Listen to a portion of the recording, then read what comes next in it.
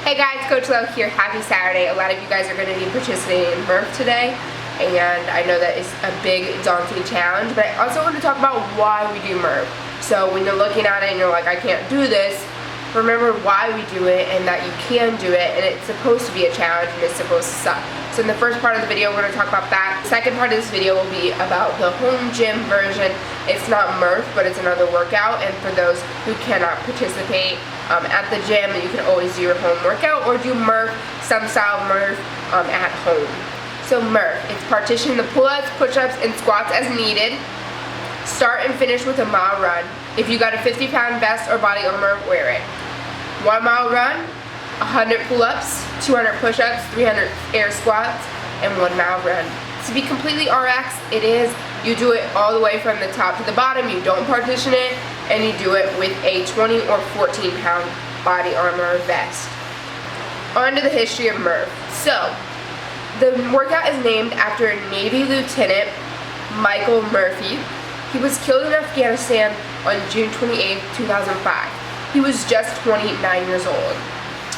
He was a United States Navy SEAL. He was awarded the U.S.'s highest Medal of Honor, so he got the Congressional Medal of Honor after his death. He was the first member of the U.S. Navy to receive this award after the Vietnam War. So this was one of Mike's favorite workouts, and they called it body armor.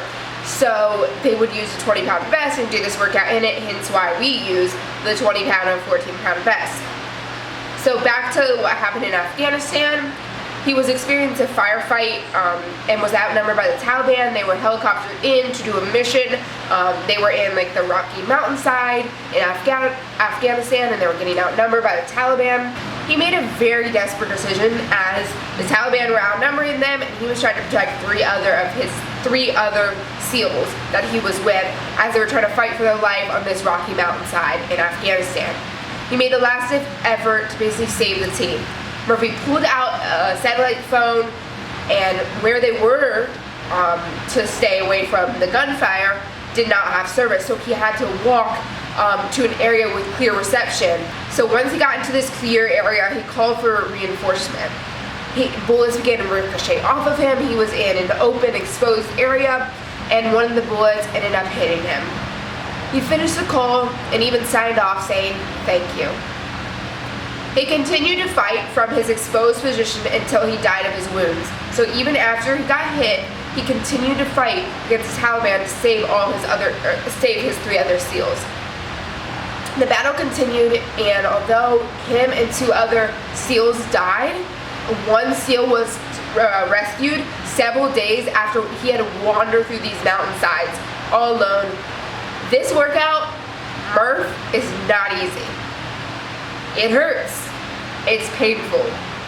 We perform Murph to honor Michael Murphy. His courage and bravery on the battlefield is so commendable. He sacrificed his life for his brothers and his country. At the moment that we're tired, exhausted, overwhelmed by the workout, let's remember in the back of our head, Lieutenant Michael Murphy. When we have 20 pull-ups left, or our hands are shredded and they're in so much pain, or we're struggling on that last mile, remember Lieutenant Murphy. He paid the ultimate sacrifice for his brothers and his country. So lean into that hurt, because we're doing it all for Lieutenant Michael Murphy. On to the home gym version, guys. Gone in 60 seconds. This is 3 rounds, 40 single dumbbell step back lunges, 30 single dumbbell alternating power snatches, 20 burpees. On the minute, 20 double unders. So, movement details, we have 3 movements that we're going to talk about. We're going to skip the double unders for today. The single dumbbell step back lunge, the back knee should touch the ground in the lunge. Full lockout at the top, hold the dumbbell wherever is comfortable. Places we can hold the dumbbell include on the shoulder. That's the slowest to get into, but the most balanced. Goblet position, a little quicker to get into, still balanced but taxing on the core. Or by the side, the fastest to get into, but the most taxing on the grip, which will interfere with those snatches. The single dumbbell alternating power snatch, both bells should touch the ground, so both heads of the dumbbells should touch the ground, fully locked at the top. We want to keep the weight centered by making contact behind the toes and pretending like we're zipping up our coat on the way up. Avoid tapping the dumbbell forward of the toes and swinging it away from the middle of the body and the jump up. For the burpees, chest should hit the deck, and those thighs should hit the ground and the bottom, and you should jump up or step up. Finish at full extension with a small clap overhead and air under the feet. Movement substitutions. For the double under, you could do 30 single unders, 20 seconds of attempts, 10 over and back dumbbell hops, 20 line hops, or 20 double taps. For the single dumbbell alternating power snatch, odd object grounded overhead, slam balls, or kettlebell snatches or swings. The single dumbbell step back lunge, jumping lunges, or reverse lunges. Tips and tricks. This is a double unders at the top of each minute that will interrupt your progress basically.